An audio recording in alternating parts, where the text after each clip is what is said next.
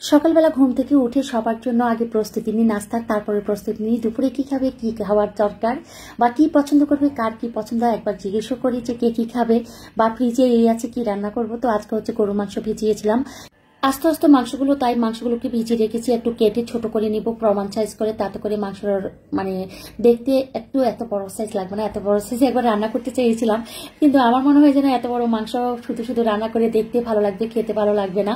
তো সেই জন্য হচ্ছে মাংসগুলোকে একদম ছোট ছোট করে নিব, একদম ছোট না, মিডিয়াম সাইজ। আর গ্রাম থেকে আপনাদের ভাই আসছিল, আপনাদের ভাই আসার সময় হচ্ছে অনেকগুলো ডিম এনেছিল। আর আমার বাসায় প্রচুর ডিম লাগে, এটা আমি আসলে প্রত্যেকটা ব্লগে অনেকের সাথে শেয়ার করি। তো এর মাঝে হচ্ছে একটা গিফট শেয়ার করি বা একটা প্রিয়জনদেরকে দেওয়া উপহার শেয়ার করি। তো আসলে আমরা এই উপহারগুলো, আমরা এই যে সামনে রমজান আসছে, আমরা যারা মুসলিম কান্ট্রিতে আছি বা হচ্ছে রমজান মাসে সবাই রোজা রাখি, নামাজ পড়ে ইবাদত করি বা কোরআন তেলাওয়াত করি, তাদের জন্য বা তফসির পড়ি বা যারা আল্লাহকে সবসময় ডাকার চেষ্টা করি 12 মাস, তারা হচ্ছে এই ভাইয়ের পেজ থেকে এই আইটেমগুলো আপনারা রমজানের আগে অন্য কিছু গিফট না করে, যে আছে না যে আমরা রমজানে অনেক কিছু কেনাকাটা করি, তার ফাঁকে ফাঁকে হচ্ছে সবার আপনজনদের জন্য আমরা কিছু দেওয়ার চেষ্টা করি, কারো বাসায় খেজুর পাঠাই, কারো বাসায় ইফতারি পাঠাই। আমি মনে করি যে এগুলো না পাঠিয়ে একদম রমজানের প্রথম সপ্তাহ হচ্ছে কি আপনারা এই ভাইয়ের পেজ থেকে এই প্যাকেজ অনুযায়ী জিনিসগুলো নিয়ে আপনারা আপনাদের আপনজনদের কাছে এই গিফটগুলো সারপ্রাইজ হিসাবে পাঠাতে পারেন, যিনি দেখে অনেক খুশি হবেন। এবং রমজানে একটা জিনিস হলো আপনার ইউজ করতে বাধ্য হবে, একটা না প্রত্যেকটা জিনিস বলবো যে আপনার যার জন্যই গিফট করবেন, যাকে যে আপনজনকেই দিবেন, উনি অনেক খুশি মনে ধরবে এবং অ্যাকসেপ্ট করবে। তো আমি একটু শেয়ার করছি ভাইয়ের পেজ থেকে, যদি আপনারা নিতে চান বা কি কি প্রোডাক্ট আছে বা কি কি আইটেমে উনি একটা প্যাকেজ তৈরি করে আপনজনদের জন্য রেডি করে রাখেন। তো ছোট যে প্যাকেজটা আছে সেটার মধ্যে আছে বিভিন্ন কালারের, আমি যেহেতু পিঙ্ক কালার চেয়েছিলাম, তো উনি আমার জন্য পিঙ্ক কালারের একটা তসবি সুরমা, যারা ইউজ করেন পুরুষ বা আমরা নারীরা, তো আমরা সুরমা, তারপর হচ্ছে তসবিহ, তারপর হচ্ছে কোরআন তেলাওয়াত করার জন্য একটা ছোট্ট, যে যেখানে সেখানে আপনি ক্যারি করে নিয়ে যেতে পারেন, সেটা লং জার্নিতে হোক বা আপনি কোথাও 2-3 দিনের জন্য যাচ্ছেন আপনার ভ্যানিটি ব্যাগে করে হোক, বা আপনি নিজের বেডরুমে আপনার পাশে রেখে একটু উঁচু করেই পড়তে বসবেন, ওই ধরনের সিচুয়েশনে হোক, আমার কাছে মনে হয় যে একটু বসে পড়ার জন্য যে কোনো রুমে গিয়ে, তাতে করে আমার কাছে মনে হয় যেন প্রত্যেকটা আইটেম অনেক বেশি উপকার হবে, অনেক বেশি আপনার যদি নিজের জন্য নেন তাতে করেও আপনার উপকার হবে। তো যাদের যাদের ভালো লাগবে, যারা যারা প্যাকেজগুলো নিতে চাচ্ছেন, ছোট বড় বা মিডিয়াম সাইজ, বা যারা যে উপকরণগুলো, যারা যে আইটেমগুলো যাদের খুব প্রয়োজন, তারা ভাইয়ার পেজ থেকে বাসায় বসিয়ে নিতে পারেন। এবং গিফটের জন্য আমি সবচেয়ে বলবো, যারা আপনজনদেরকে দিতে চাচ্ছেন রমজান উপলক্ষে, তারা একদম ঘরে বসে না থেকে এক্ষুনি অর্ডার করতে পারেন। কারণ হচ্ছে গিয়ে রমজান বা শবে বরাত একদম কাছাকাছি, তো দুটো অপশনে আপনি প্রিয়জনদেরকে এই গিফটগুলো উপহার করে বা আপনজনদেরকে দিলে ওনারা অনেক বেশি আপনাদের জন্য দোয়া করবে এবং ওই যে হাসি মুখে এগুলো গ্রহণ করবে, তখনই আপনার মনে হবে বা ফিল করবেন যে আপনার কতটুকু ভালো লাগা কাজ করছে। তো ছোট যে প্যাকেজটা ছিল সেটা তো আমি শেয়ার করেছি, বড় প্যাকেজটাও শেয়ার করছি। যে যে আইটেমগুলো ছিল, পেশনাবাজি ছিল, তসবি ছিল, বা হাতে গোনা একটা তসবি ছিল, আর হচ্ছে মেছওয়াক ছিল, তারপরে হচ্ছে সুরমাদানি, সুরমা, তসবি, পেশনামাজি, সবকিছু মিলে একটা কোরআন তেলাওয়াতের বই বা কোরআন শরীফ এবং দোয়ার ভান্ডার, সবকিছু মিলিয়ে বড় একটা প্যাকেজ বা ছোট একটা প্যাকেজ মিলিয়ে আপনার সামর্থ্য অনুযায়ী নিজের জন্য আনতে পারেন বা আপনজনদেরকে রমজান উপলক্ষে বা শবে বরাত উপলক্ষে পৌঁছাই দিতে পারেন যার যার বাসায়। তো এই তো আমি আমার জন্য আনিয়েছিলাম, তাই আমি শেয়ার করেছি, দুটো এনেছিলাম। যেহেতু আমি আমার জন্য বড়টা এনেছি, আর বাচ্চাদের জন্য এনেছি ছোটটা, যার যখন যেটা লাগবে সে তখন এটা ইউজ করতে পারবে। বা আমি তাদেরকে একটা গিফট করেছি বা বলেছি যে এটা আমি তোমাদের জন্য এনেছিলাম আর আমার জন্য আমারটা। তো এদিকে হচ্ছে ওই যে সকালবেলা মাংস ভিজিয়ে রেখেছিলাম, সেই মাংসগুলোকে ধুয়ে পরিষ্কার করে হচ্ছে কুটে দেওয়া বা সকালের জন্য সব রেডি করা। তো এতেও বাজার থেকে কাঁচামরিচ এনেছিল, কাঁচামরিচগুলো আসলে শীতের প্রত্যেকটা তরকারি না অন্যরকম সতেজতা নিয়ে ফিরে আসে বাসায়। আমার কাছে শীতের প্রত্যেকটা তরকারিকে অন্যরকম ভালো লাগে, কারণ শীতের সিজনের তরকারিগুলো মনে হয় যেমন খেতে ভালো লাগে, তেমন দেখতে ভালো লাগে, তেমন রান্নাগুলো শান্তি পাওয়া যায়।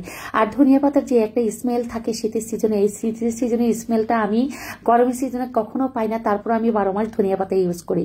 তো মাংসগুলোকে মিডিয়াম সাইজে আমি কেটে দিয়েছি, নুপুর হচ্ছে আমাকে ধুয়ে পরিষ্কার করে দিচ্ছে। এদিকে হচ্ছে বাজার থেকে যে তরকারিগুলো এনেছিল সবগুলো হচ্ছে যে কেটে ধুয়ে পরিষ্কার করে নেওয়া হচ্ছে। আমার শাশুড়ি রান্না করছে, উনি হচ্ছে ঢাকায় এসেছিলেন ডাক্তার দেখাতে বেড়াতে। তো আম্মা হচ্ছে বাড়িতে যেভাবে রান্না করে সেম ভাবে আমাকে মাংসগুলো গুছিয়ে দিচ্ছে, আর আমি হচ্ছে ডালে বাগার দিচ্ছি। যে ডাল আর ভাত বসিয়ে দিয়েছিলাম, প্রথমে আমি শেয়ার করেছিলাম সবার সাথে যে সবার আগে ডাল আর ভাতটা বসিয়ে দিচ্ছি, সেজন্য ডাল ভাত আগে হয়ে গিয়েছে। এখন হচ্ছে তরকারি বা মাংস রান্নাগুলো আস্তে আস্তে নামিয়ে ফেলবো, যেহেতু চুলা খালি ছিল বা রান্নার আইটেম গুছিয়ে নিতে একটু টাইম লেগেছিল, বা আপনাদের সাথে আমি যে প্যাকেজগুলো শেয়ার করেছিলাম ওগুলো একটু দেখাতে টাইম লেগেছিল। তো এখানে হচ্ছিল আম্মা আসার সময় রস এনেছিল বোতলে করে, খেজুরের রস, ওগুলো হচ্ছে রাতে আমরা পায়েস রান্না করবো সেই জন্য রেডি করছি। আর তরকারিগুলো হচ্ছে সবাইকে এটিকুটি ধুয়ে পরিষ্কার করে নিচ্ছে। আম্মা হচ্ছে মাংসগুলোকে আমাকে একেবারে সকল মশলা হচ্ছে হাতে মেখে, আম্মা থেকে কিন্তু আমি প্রত্যেক দিন শেয়ার করি যে আমার শাশুড়ি থেকে শিখে কিন্তু আমি মাংসটা ওভাবে বসাই, বা আমার মা খালা চাচিরও এভাবে বসাতেন। তো ওভাবে একটু আমি সব মাংস, যে হাঁসের মাংস, মোরগের মাংস বা গরুর মাংস, মহিষের মাংস, সব মাংস কিন্তু আমি চাই যে হাতে মেখে বসে তারপরে হচ্ছে সিদ্ধ হয়ে গেলে রান্না করার পর তারপরে হচ্ছে ভেরেস্তা ভাজি করে দেওয়া।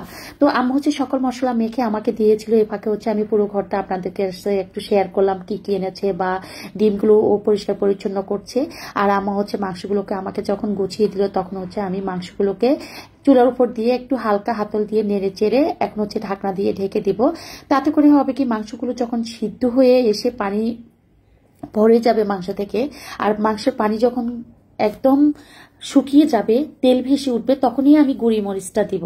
এখন পর্যন্ত মা একটা উপকরণ দেয় নাই, সেটা ছিল গুঁড়ি মরিচ। মানে গুঁড়ি মরিচটা হচ্ছে যখন মশলাটা কষানোর পর মাংস থেকে পানি বেরোয়, মাংসের পানিগুলো শুকিয়ে যাবে, তখনই হচ্ছে গুঁড়ি মরিচটা দিলে তরকারির রংটা অসাধারণ সুন্দর লাগে। অনেকে আমাকে বলেন, আপু আপনি কি গুঁড়ি ইউজ করেন, মরিচের গুঁড়িটা, হলুদের গুঁড়িটা কি আপনি গ্রাম থেকে আনান নাকি কিনে নেন? না, আমি কিনে নিই না, এটা হচ্ছে গ্রাম থেকে আনানো হয় হলুদের গুঁড়ি, মরিচের গুঁড়ি। একদম আম্মা আমাদের যে খেতে চাষ করা হলুদের গুঁড়ি, মরিচের গুঁড়ি, ওগুলোই হচ্ছে দেশ থেকে গুঁড়ি করে পরিষ্কার করে দেন হচ্ছে আমার জন্য ঢাকার বাসায় পাঠিয়ে দেয়। তো সেই গুঁড়ি দিয়ে হচ্ছে রান্না করা হয়। আর একটু হচ্ছে মাংস যতই আপনি এভাবে রান্না করবেন, আপনার মাংসের কালারটা কিন্তু এই ধরনের সুন্দর হবে। রান্নার কথা তো সবার কাছে শেয়ার করলাম, শাশুড়ির টিপসগুলো শেয়ার করলাম।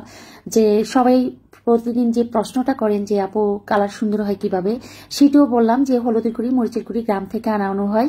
কেনা হলুদের গুঁড়ি, মরিচের গুঁড়ি দিয়ে আমি কখনো রান্না করি না। আর মাংস রান্নাটার টিপসটা যেটা বললাম সেটা তো আপনাদের সাথে শেয়ার করলাম। শাক রান্না করছি, কোরাল মাছের কয়েক টুকরো কোরাল মাছ দিয়ে হচ্ছে লাউ শাকটা রান্না করছি। এভাবে লাউ শাক রান্না করলে আমার কাছে অনেক বেশি ভালো লাগে। মশলা কষিয়ে কোরাল মাছ বা যে মাছের কাটা কম, ওই মাছ 2-1 টুকরা দেওয়ার পর হবে কি, যখন ভালোভাবে মাছটা সিদ্ধ হবে তা দিয়ে দিবেন। তারপর হচ্ছে শাক, একটু বোম্বাই মরিচ কুচি দিলে আরো অসাধারণ লাগে। তো আম্মা হচ্ছে লাউ শাক বসাচ্ছে। মাংস যেহেতু এক পাশে আমি চুলা বসিয়ে দিয়ে, মাংস বা কয়েকটা আইটেম হয়ে গেছিল, শাকটা জাস্ট আম্মা এখন রান্না করে নিচ্ছে।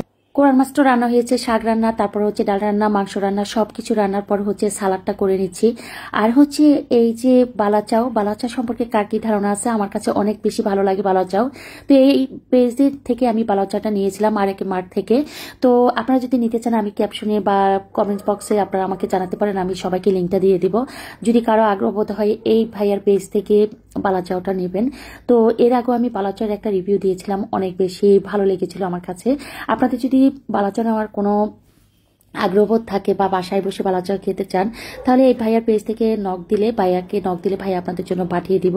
তো এই তো দুপুরে রান্না বান্না কমপ্লিট হয়ে গেল। বালাচাওটা আমি বারবার টাচ করছি যে বালাচাও একদম শর্টকাট, যারা অলসতার জন্য বা কষ্টের জন্য ভর্তা খেতে পারেন না, যারা শুটকি মাছ অনেক বেশি পছন্দ করেন, তারা বালাচাও খেতে পারেন। পেঁয়াজ কুচি, ধনিয়া পাতা কুচি, তারপর হচ্ছে পোড়ামরিচ কুচি, সরিষার তেল দিয়ে একদম ভালোভাবে ওগুলাকে চটকে নিয়ে তারপর হচ্ছে বালাচাটা দিয়ে গরম গরম ধোঁয়াটা গরম ভাতের সাথে অসাধারণ। তো সবার সুবিধাটাতে আমি একটু শেয়ার করছি। কয়েকটা পোড়ামরিচ নিয়েছি, ভাজা পোড়ামরিচ, তারপর হচ্ছে আরেকে রয়্যাল মার্ট থেকে আমি এই বালাচাটা নিয়েছিলাম। আমার কাছে অনেক বেশি ভালো লেগেছে। আমার কাছে মনে হয়েছিল যারা অলসতার জন্য ভর্তা বা শুটকি মাছ খেতে পারেন না পাটায় পিষে, তারা একদম হাতে চটকে শর্টকাট বালাচাওটা খেতে পারেন। যেমন কয়েকটা পোড়ামরিচ নিয়েছি আমি, তারপরে হচ্ছে পেঁয়াজ কুচি নিয়েছি, ধনিয়া পাতা কুচি নিয়েছি, বালাচাও নিয়েছি, তারপরে হচ্ছে এগুলোকে ভালোভাবে একসাথে চটকে নিতে পারেন। বালাচার মধ্যে একটু লবণ থাকে, আপনারা যারা লবণ কম খেতে পছন্দ করেন তারা একদম লবণ দিবেন না। আগে বুঝে শুনে এই কয়েকটা আইটেম চটকে নিয়ে, যেমন এখনো আমি সরিষার তেল ইউজ করি নাই, এই পেঁয়াজ কুচি, ধনিয়া পাতা আর হচ্ছে পোড়ামরিচকে চটকে নিয়ে তারপর হচ্ছে বালাচাটাকে চটকে নিচ্ছি। মুখে দিয়ে যদি দেখি যে না লবণের পরিমাণটা এই উপকরণগুলো দেওয়ার পরও ঠিক আছে, তাহলে একদম লবণ দিব না, যদি একটু লাগে দেব। আর যারা লবণ বেশি খান তারা তাদের পছন্দ অনুযায়ী কম বেশি দিতে পারেন। আমি একটু সরিষার তেল ইউজ করলাম। ঝাল যারা বেশি খান তারাও ঝাল পছন্দ অনুযায়ী দিতে পারেন, এটা একদম যার যার পছন্দ অনুযায়ী। তো আমি হচ্ছে হাত দিয়ে একদম চটকে চটকে একদম সফট করে নিচ্ছি। একদম ঝরঝরাও খেতে পারেন, যারা সফট পছন্দ করেন তারা ওভাবে খেতে পারেন। লবণটা একটু দেখে নিলাম, একটু ধনিয়া পাতা পছন্দ যেহেতু আমি বেশি করি তাই একটু ধনিয়া পাতা দিয়ে দিলাম। আসলে অলসতার জন্য যারা, আবারও বলছি, ভর্তা খেতে পারেন না, শুটকি মাছ পছন্দ করেন বা শুটকি মাছ এনে পাটায় ভেসে ভর্তা করাচ্ছে, আপনি বালাচাও এনে একদম মানে অনেকগুলো ধোঁয়াওটা গরম ভাতের সাথে, খিচুড়ির সাথে ধোঁয়াওটা খিচুড়ি, ধোঁয়াওটা গরম ভাতের সাথে, এই ধরনের খাবারটা আমার কাছে মনে হয় যে মায়ের হাতের রেসিপি, মার হাতের যারা রান্না মিস করেন, ভর্তা মিস করেন, তাদের জন্য পারফেক্ট।